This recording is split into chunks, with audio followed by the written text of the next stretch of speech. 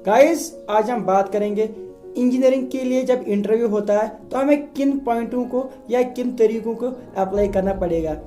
पिछले पार्ट में हमने बात की थी कि जब कोई भी कंपनी या कोई भी शख्स हमें क्वेश्चन करता है तो वो कौन सा क्वेश्चन कर सकता है, लेकिन इस पार्ट में हम ये बात करेंगे कि हमें किन पॉइंटों को दिमाग में रखते हुए इंटरव्यू देने के लिए जाना पड़ेगा, ताकि जो इंटरव्यू लेने वाला शख्स हो हम उसका दिल और दिमाग दोनों जीत सकते हैं। वीडियो को शुरू करने से पहले अगर अभी तक आपने हमारे चैनल को सब्सक्राइब नहीं किया है, हमारे चैनल को सब्सक्राइब करने के साथ साथ बेल आइकन पे प्रेस करना, ताकि आपको सबसे पहले हमारे वीडियो की नोटिफिकेशन मिले। सबसे पहले आपको क्या करना पड़ेगा, जब आप इंटरव्यू देने के लिए जाते हो तो उससे पहले आपको अपने बारे में पढ़ना होगा। जो अपना इंट्रो होता है उसके बारे में सब कुछ पढ़ना है और अच्छी तरीके से याद करना है, क्योंकि जब आप इंटरव्यू देने के लिए जाते हो तो वहाँ पर सबसे पहला क्वेश्चन यही होता है, अपने बारे में कुछ बोलो।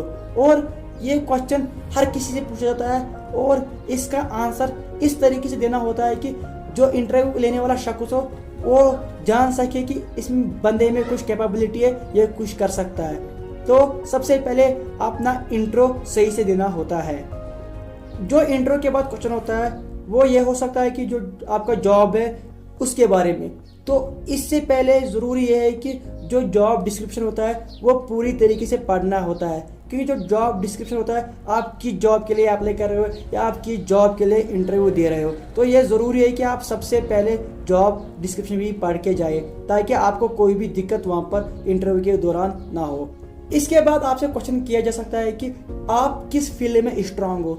जिस फील्ड में भी आप स्ट्रांग हो उसी फील्ड का नाम लेना है, क्योंकि अगर आप दूसरे फील्ड का नाम लेंगे जिसमें आप स्ट्रांग नहीं होंगे तो फिर उसी फील्ड से क्वेश्चन भी किए जा सकते हैं। तो इससे भी ये पता लगता है कि आपको सही फील्ड चूज करना है जिसमें से आप स्ट्रांग हो। या ये भी क्वेश्चन किया जा सकता है कि आप किस फील्ड में वीक है, तो आपको ये छुपाना नहीं है कि हम इस फील्ड में वीक है, तो हम ये नहीं बोलेंगे। नहीं, जिस फील्ड में आप वीक है वो उनको बताना है, क्योंकि अगर आप उनको बोलेंगे हम हर किसी फील्ड में स्ट्रांग है, हम किसी भी फील्ड में वीक नहीं है, तो फिर अगर उस फील्ड से क्वेश्चन आ गया जिसमें आप वीक है तो ये आपका जॉब खराब भी कर सकता है या जॉब से हाथ धोना भी पड़ेगा। अब बात करते हैं प्रोजेक्ट की।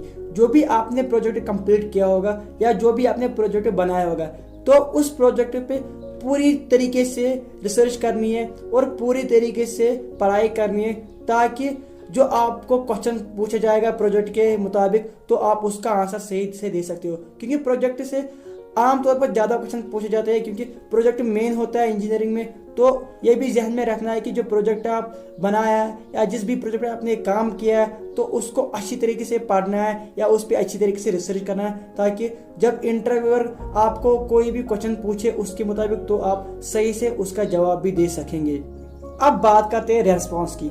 जो रेस्पॉन्स है वो क्विक होना चाहिए, क्योंकि जो इंटरव्यूअर होता है जब वो कोई क्वेश्चन आपसे करता है तो आपको क्विक रेस्पॉन्स देना होगा, क्योंकि अगर आप क्विक रेस्पॉन्स नहीं देते तो उसको लगता है कि ये बंदा कैपेबल नहीं है। अगर आपको आंसर मालूम हो या ना हो तो आपको क्विक रेस्पॉन्स देना होगा, क्योंकि जो क्विक रेस्पॉन्स होता है तो वो इंटरव्यूअर समझता है कि इस बंदे में कैपेबिलिटी है। अब आप सोचेंगे कि मुझे ये क्वेश्चन पता ही नहीं है, मगर मैं फील कराऊंगा इंटरव्यूअर को मुझे पता था मगर मैं भूल गया, तो ऐसा करना नहीं है। अगर आपको मालूम नहीं है तो रेस्पॉन्स क्विक देना है कि मुझे मालूम नहीं है। तो इससे भी इंटरव्यू को पता चलता है कि ये बंदा ऑनेस्ट है, इसको ये जॉब देनी चाहिए।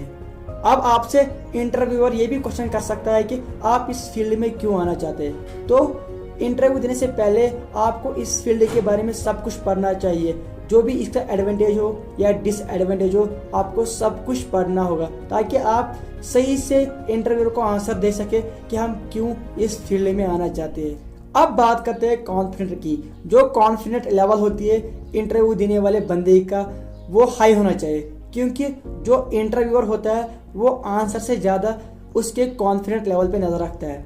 लेकिन जो इंटरव्यू देने के लिए जाता है उसका आंसर सही हो या गलत, जो उसका कॉन्फिडेंट लेवल होता है वो उसको गिराना नहीं है, वो बरकरार रखना है, ताकि इंटरव्यूअर को लगे कि मैं कैपेबल हूँ ये जॉब के लिए। अगर उसका कॉन्फिडेंट लेवल कहीं पर भी गिरता है या कम होता है तो इंटरव्यूअर को लगता है कि इस बंदे में कॉन्फिडेंट नहीं है, तो ये इस जॉब के लिए कैपेबल नहीं है। तो इससे पता चलता है कि कॉन्फिडेंट लेवल रखना बहुत ज़रूरी है। अब बात करते हैं ब्रांचेस की। जो इंटरव्यू देने वाला शख्स होता है उसको अपने ब्रांच के साथ साथ बाकी ब्रांचेस का इल्म भी रखना है, क्योंकि जो इंटरव्यूअर है वो अपने ब्रांच के बगैर इसको किसी भी ब्रांच में क्वेश्चन कर सकता है। तो जो ये शख्स है जो इंटरव्यू देने के लिए आता है तो इसको अपने ब्रांच के साथ साथ बाकी ब्रांचेस का इल्म भी रखना है, ताकि इंटरव्यूअर को लगे कि ये बंदा इस जॉब के लिए कैपेबल है। ये कुछ टिप्स थी या कुछ पॉइंट थे जो इंटरव्यू देने वाले शख्स को इंटरव्यू से पहले या इंटरव्यू के दौरान अप्लाई करे, ताकि जो भी कोई जॉब हो वो इस जॉब को पा सके। ये पार्ट सेकंड था। हम पार्ट थर्ड में भी आएंगे और पार्ट थर्ड में हम टॉपिक जो होगा वो अभी डिसाइड नहीं है, लेकिन हम पार्ट थर्ड भी बनाएंगे। तो वीडियो को एंड करने से पहले अगर अभी तक आपने हमारे चैनल को सब्सक्राइब नहीं किया है तो हमारे चैनल को सब्सक्राइब करने के साथ साथ बेल आइकन पे प्रेस भी करना, ताकि आपको सबसे पहले हमारी वीडियो की नोटिफिकेशन मिले।